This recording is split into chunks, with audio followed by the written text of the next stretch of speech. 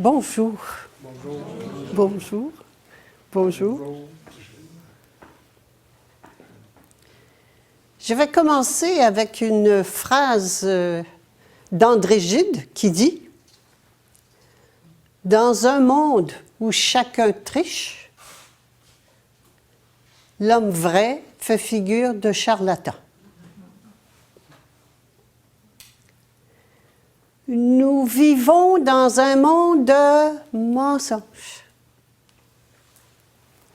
où tout le monde ment. Qu'est-ce qui fait que je monte dans l'échelle sociale? C'est que je mens plus que les autres. Meilleur je suis à mentir, plus j'ai de récompenses. Du pouvoir, de l'argent, du prestige. Ce que nous venons de voir dans le film de Laurent Louis ne se passe pas qu'en Belgique. C'est là, il dénonce la corruption jusqu'à l'os, c'est-à-dire complète, de tout le système politique. Non seulement le système est corrompu, parce qu'il repose sur des bases fausses, mais tous les gens qui y sont corrompus. La corruption individuelle règne à tous les niveaux, dans tous les systèmes.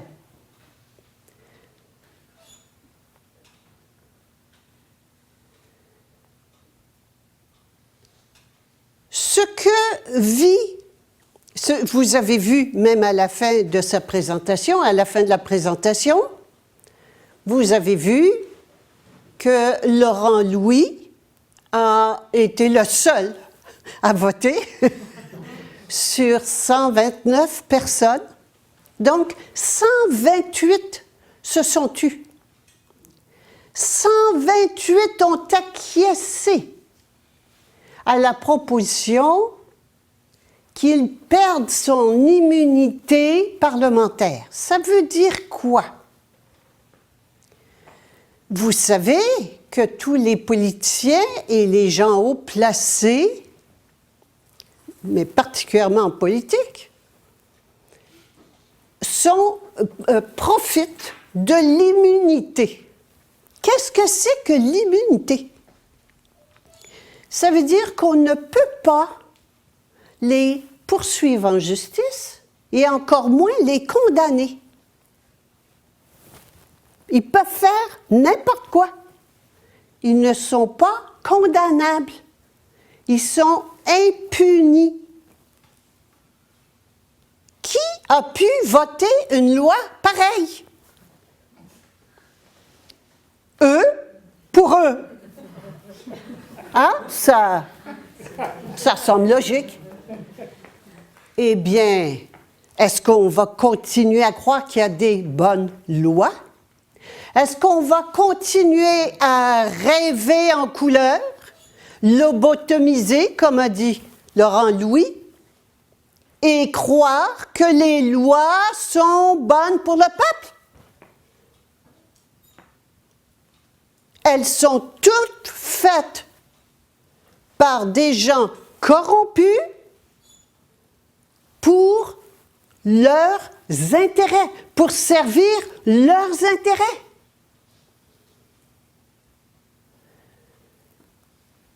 Lesquels intérêts? Mais on parle toujours des mêmes intérêts. On parle des intérêts, de l'argent et du pouvoir. C'est-à-dire de la collusion, et on l'a vu déjà à plusieurs reprises, la collusion politique financière. Ça marche ensemble. Ça prend les deux pour dominer et exploiter le peuple.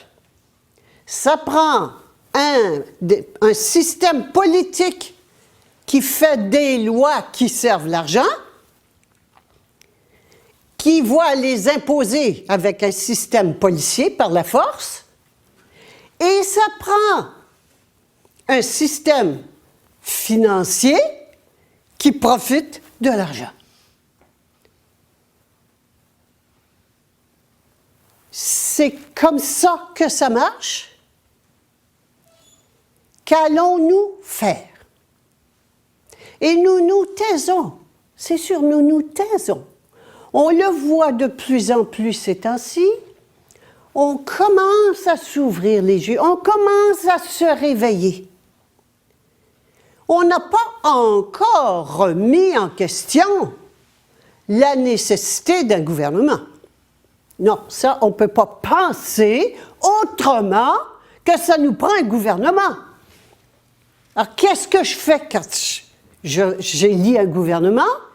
Je donne mon pouvoir et mon argent. Vous avez jamais pensé que si je gardais mon pouvoir et mon argent, que je ne pourrais pas faire pire que ce qu'on voit là?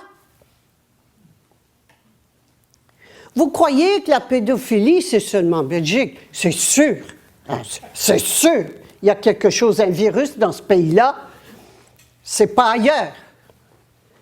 Personne ne monte dans l'échelle sociale à un certain niveau sans être pédophile. Si les décisions sont prises au niveau de sociétés secrètes et où les membres doivent participer pour être accueillis, acceptés, doivent participer à des tortures, des viols d'enfants, des tortures et même les manger. Boire le sang, les manger. Alors, réveillez-vous. Réveillez-vous. C'est cela qui dirige notre pays. C'est cela qui dirige nos multinationales. C'est cela qui dirige les banquiers. Ils sont tous pédophiles. Arrêtez de croire que ce sont des exceptions. Et vous avez entendu, les dossiers ont été cachés, la justice a menti. Savez-vous combien de personnes sont mortes pour avoir trouvé des choses qui n'étaient pas conformes aux intérêts des tout-puissants? En Belgique, 30 personnes sont mortes. Enquêteurs et policiers, je crois. 30 personnes ont été assassinées pour être sûr que ça ne sorte pas, que les noms ne sortent pas. Eh bien, Laurent Louis a eu le courage de sortir le dossier, d'aller voir les rapports d'autopsie et même de sortir les noms des pédophiles de Belgique. Quelques-uns. Évidemment, vous pouvez comprendre qu'on va lui donner les coups de bâton. C'est sûr. Il le savait. Il a même dit, et c'est important, c'est pas un imbécile, Laurent Louis, les dossiers sont en lieu sûr et s'il m'arrive quoi que ce soit, ils vont sortir publiquement. Hein? Alors oui, il sait très bien que sa peau est en danger, qu'il risque d'être tué.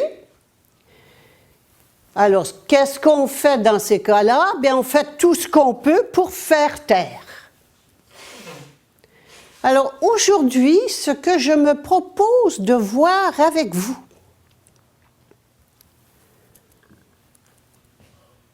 c'est notre situation à nous. Que pouvons-nous faire dans notre vie quotidienne pour que cet état, cette société, cette humanité change?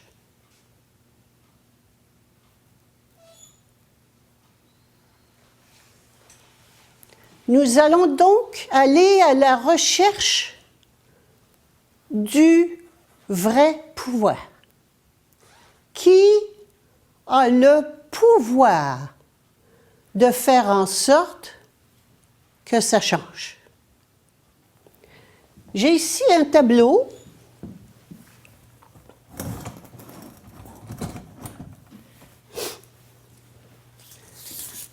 J'ai un tableau qui s'intitule les quatre CO de la collaboration. Vous pouvez comprendre que ça prend une collaboration de plusieurs personnes pour que ce monde continue dans sa corruption monstrueuse. Quand j'ai écrit La mafia médicale, je me suis posé la question suivante. Pour qui est-ce que j'écris le livre? Je n'écrivais pas le livre pour m'amuser. Je savais très bien ce que je risquais et je pensais même que j'allais me faire tuer. Alors, je n'avais aucun doute sur la retaliation, c'est-à-dire les punitions qui m'attendaient. J'avais accepté cela, mais je me suis dit, je veux écrire le livre parce que quand on écrit un livre, on s'adresse à quelqu'un dans sa tête. Toujours. Alors je me suis dit, pour qui j'écris le livre? Alors je me suis posé la question suivante. Est-ce que j'écris d'abord pour les gens qui sont haut placés et qui savent? Je ne les connais pas. Je ne les connais pas, donc je ne pouvais pas m'adresser à eux. Je ne les connais pas, ils sont cachés. Dans des sociétés secrètes en haut, vous avez des noms. Si vous montez puis vous fouillez des dossiers, vous arrivez sur des noms de corporations, mais jamais sur le nom des personnes qui sont derrière. Alors, je ne les connaissais pas. Bon, je suis passée au niveau suivant, au niveau politique, banquier, le niveau de l'argent. Et je connaissais des personnes haut placées au gouvernement que j'ai approchées pour faire part de ça, de certaines choses. Pas du livre que j'allais faire, parce que je ne serais plus là aujourd'hui, mais de certaines choses que je constatais dans le domaine médical et qui me posaient question. J'ai eu une réponse polie qui feignait de ne pas comprendre de quoi je parlais. Bon. Ensuite, j'en ai parlé autour de moi, ici, aux complicités. Complicité, c'est les gens qui exécutent. Donc, j'en ai parlé autour de moi à des confrères en médecine, qui m'ont regardé comme si j'étais tombée sur la tête et qui m'ont dit « De quoi tu parles? Fais pas ça. » D'autres m'ont dit « Touche pas à ça, c'est dangereux. » Bon, alors j'ai vu qu'il n'y avait aucune ouverture de ce côté-là, mais vraiment aucune. Alors je me suis dit, ben écoute, je vais aller parler aux consommateurs. Je vais aller parler à la personne qui consomme des soins médicaux, au peuple. Et j'ai réalisé qu'en fait, le vrai pouvoir est ici. C'est parce que nous consentons que c'est possible. Qui a le vrai pouvoir dans le domaine de la santé? Les malades. Si les malades ne vont pas chez le docteur, il n'y a pas de système de santé. Réalisez le pouvoir que nous avons. Le docteur, il ferme ses portes, les hôpitaux ferment leurs portes. Tout le système de santé s'effondre, il n'y en a plus. Voyez-vous le château de cartes que nous entretenons. C'est nous qui avons le pouvoir, le vrai pouvoir. C'est nous qui l'avons. Que faisons-nous? Nous le donnons. Nous le donnons aux docteurs, aux politiciens, aux juges, aux policiers, partout, plutôt que de l'exercer nous-mêmes. C'est cela le consentement. Pire que ça, si un de nos confrères ou consoeurs ose parler, on lui tape sur la tête. On le dénonce. On l'envoie se faire punir. Pourquoi? Pourquoi on fait ça? On fait ça parce qu'on a peur. C'est parce qu'on a peur qu'on consent. Tout le monde sait que la politique est pourrie, que les politiciens sont pourris, que les banquiers sont pourris, que les juges sont achetés. Tout le monde le sait.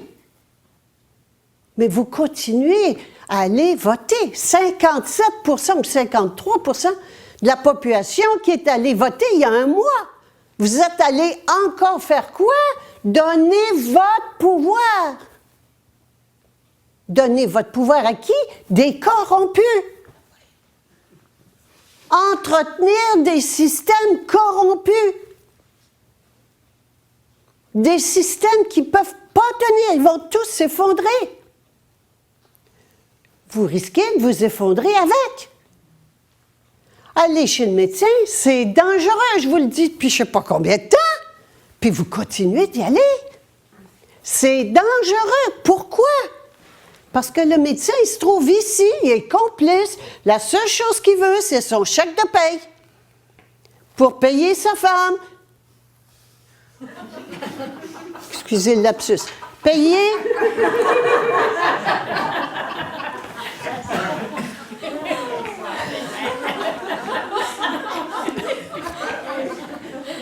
Sa famille. Son hypothèque. Pour payer son hypothèque, faire vivre sa famille. Et c'est son seul souci au médecin, c'est son seul souci. Et il fait quoi? Bien, il fait ce qu'on lui dit de faire. Qui lui dit quoi faire?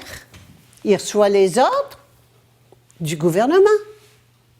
Il reçoit les ordres du gouvernement. Comment? À travers le Collège des médecins qui lui dit comment il faut qu'il traite les médecins, les patients, et à travers tout le contrôle du système médical qui lui a appris la façon de pratiquer la médecine. Et le système médical est contrôlé par qui? Par l'industrie pharmaceutique.